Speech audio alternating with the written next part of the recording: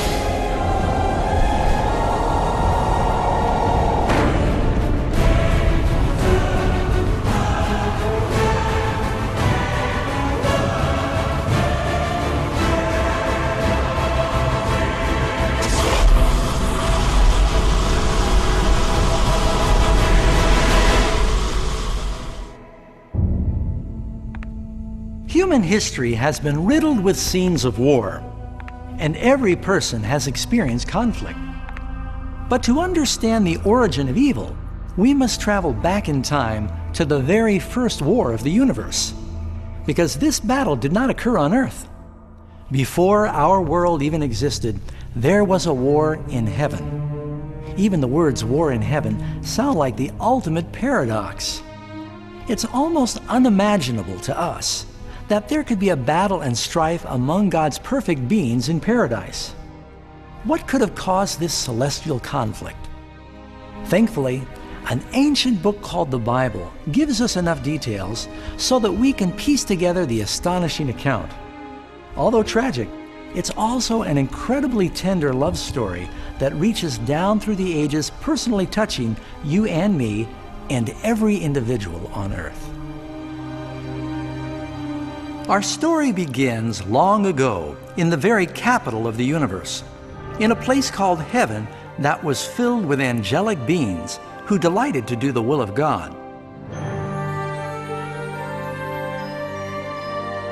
Under the Creator's just and loving government, all of heaven enjoyed an existence of happiness and perfect bliss. The supreme Prince of Heaven and Commander of the angels was the all-powerful and loving Son of God. Most know him by the name he took when he came to earth, Jesus. He was one in purpose and mind with God the Father. Heaven, under the compassionate rule of Father, Son, and Spirit, proved to be a place of wonder, peace, and joy.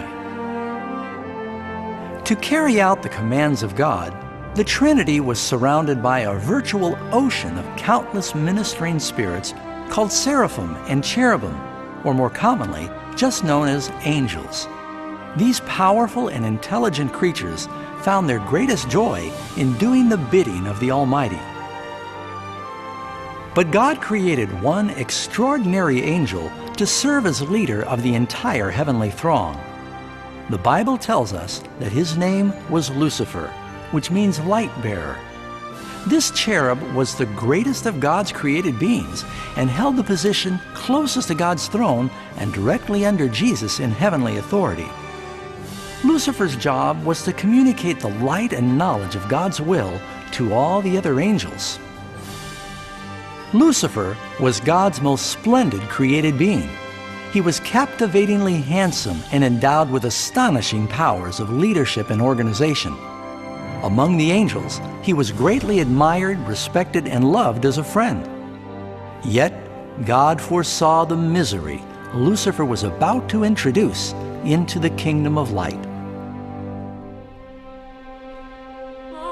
Full of wisdom and perfect in beauty, every precious stone was your covering. You were the anointed cherub who covers. I established you. You were on the holy mountain of God. You walked back and forth in the midst of fiery stones. You were perfect in your ways from the day you were created, till iniquity was found in you. As Lucifer began to ponder his own beauty and power, his heart gradually started to change. He allowed his focus to turn away from God, and he directed his love upon himself. How and why these seeds of rebellion germinated in his heart, we may never fully understand. But the prophet Isaiah provides this insight into Lucifer's thinking. How you are fallen from heaven, O Lucifer, son of the morning. How you are cut down to the ground, you who weaken the nations. For you have said in your heart, I will ascend into heaven. I will exalt my throne above the stars of God. I will ascend above the heights of the clouds. I will be like the Most High. Lucifer gradually began to covet the power of God, but not his character. As he thought about his own extraordinary abilities and beauty, the cancerous tentacles of pride and self-exaltation gripped his mind. This resentment and jealousy ultimately drove him to violate God's holy law and rebel against his government. We need to pause here and make something clear. From the beginning, God ordained the laws of physics to govern the material world we live in. Without these natural laws, the universe would be chaos. In the same way, God's moral law has always provided security and stability to the cosmos. Some believe that the Ten Commandments did not exist until the Lord delivered them to Moses on Mount Sinai. But Scripture teaches us that the principles of God's law have existed throughout eternity, for they're the very foundation of His heavenly kingdom of love. All His commandments are sure. They stand fast forever and ever, and are done in truth and uprightness. The Ten Commandments are a summary of God's character of love. The first 4 commandments describe who God is, His power, His territory, and authority. The last 6 describe what God is like, His honesty, His purity, His faithfulness. All of these things have always been true and will always be true. Now, for the first time in the history of eternity, Lucifer began violating these perfect principles. Lucifer knew if he was to ever share the power and status of God, he would need support. So he went to work. He began to deviously circulate among the other angels, planting seeds of doubt and discontent regarding God's leadership. At the same time, he would subtly highlight his own virtues. He insinuated that God was abusing His divine power, and His law was restricting the true freedom and happiness of His creatures. With his clever reasoning and unrivaled powers of influence, Lucifer managed to persuade a great number of the angels to join him in his mutiny. Perhaps you're wondering, how could so many intelligent angels be duped into following this deceiver? Well, keep in mind, up till this point, no angel had ever heard a lie.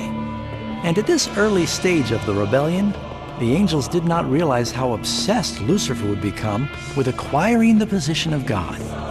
They did not know he would eventually stoop to torture and murder God's own Son on the cross in an attempt to seize his throne.